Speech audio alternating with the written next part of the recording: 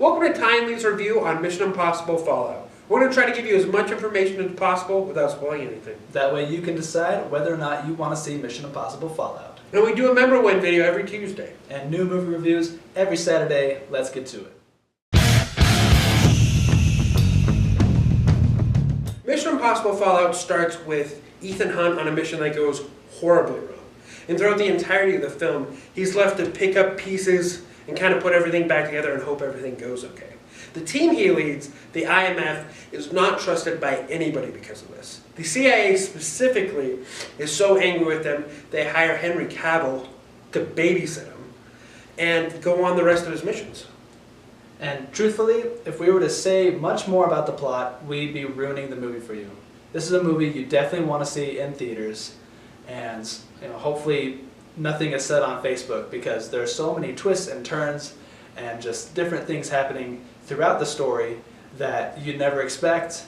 And really, if we said much more, we'd be going against our own policy and just kind of ruining the movie for you.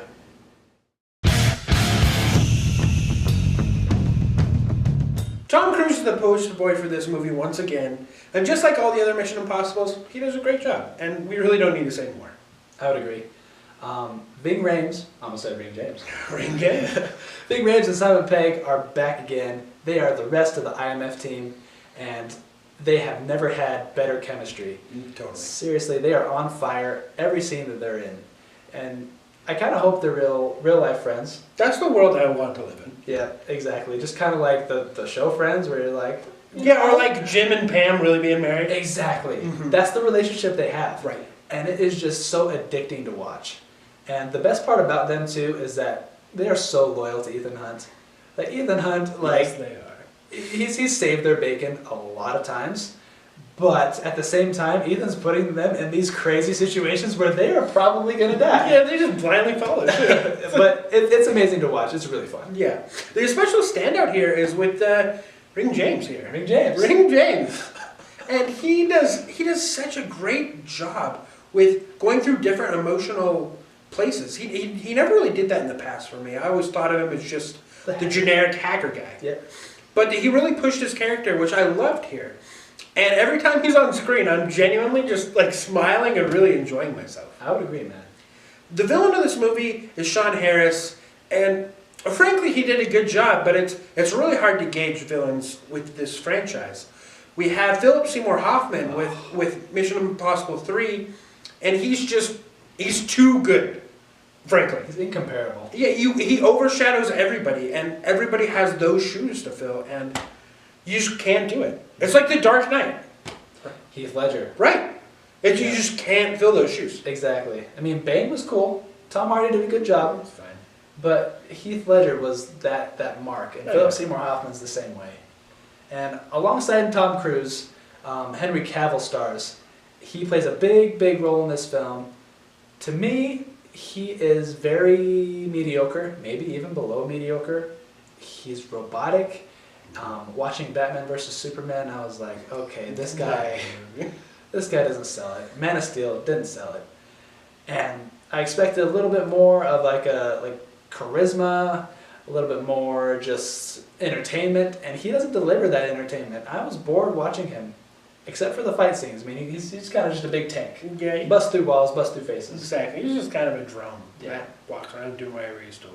I thought he was okay, but yeah. He's definitely not great. He's no standout. No standout. That's for sure. Alec Baldwin's back as the big boss guy, and I think he does a great job. It's really fun to watch him try to order Ethan Hunt around, and Ethan's just like, I'm not doing shit. It's amazing. Yeah. And it's just amazing to watch him try to order Ethan around and fail every time. And Alec Baldwin, he's just a great actor as well. Yeah, he just rolls with it. He's just fun to see. Yeah. Yeah. Yeah, he's a charismatic character. Oh, yeah. He was in Mission Impossible 5, Rogue Nation, and played a very likable character in that one. So going into this one, I was like, I hope he has a huge role. I hope that he is really put to the test. And there's a scene in this movie that really surprised me. He does very well in this film. And Michelle Monaghan, she's probably the last main character we'll talk about here. She is part of MI6. Tom Cruise of MI6, basically. Right. And she has very, I would say, interesting chemistry with Tom Cruise. They have kind of a past, and they don't really go into what the past is. Yeah. But they have this like very push and pull chemistry where they want to be together, but they can't. And that was the problem with me and this film specifically, because I really felt like they were pushing that romantic vibe at you. Okay. And it was fine. It worked, but I just wanted to see more of Simon and Ving the whole time. Yeah. Exactly. But she does a fine job. I would say the acting is pretty top notch in this film. Oh yeah.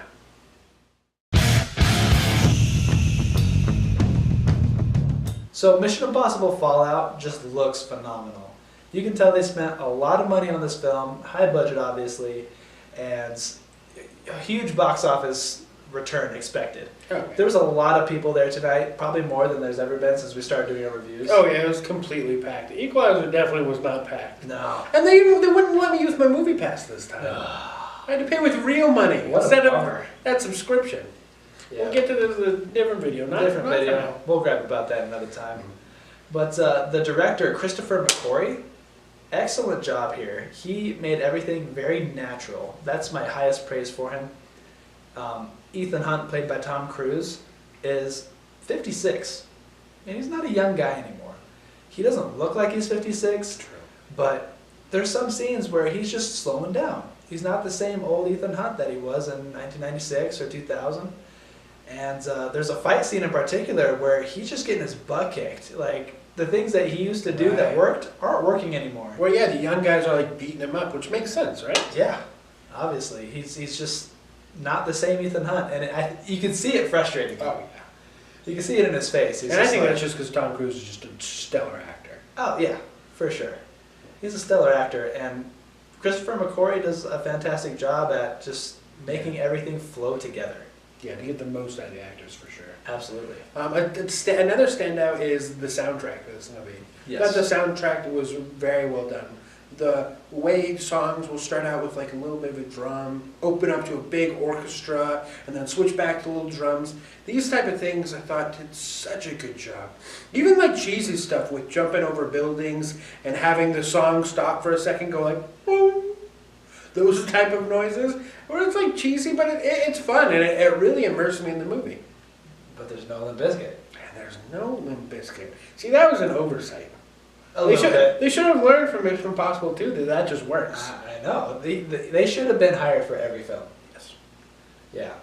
But in all reality, the soundtrack is awesome. And I like the editing in regards to the sound, because there are some scenes where it's just super action-packed and there's no sound. Yep. Or no soundtrack, I should say. It's just that, all you hear is punches and grunts and kicks or car engines or crashes. It adds to the intensity and adds to the reality of it. Totally agree. So I would say that they really chose when to heighten the music and when to take it away. The honorable mention for us is definitely Ving Rhames. Such a standout character, and he absolutely nails it. Meaningful dialogue, choices that make sense, like real character development. Mm-hmm. It was great.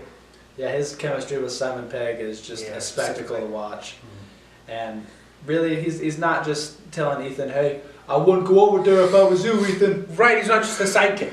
Yeah, there's a bomb over there, Ethan. Right. Yeah, not doing that stuff this time.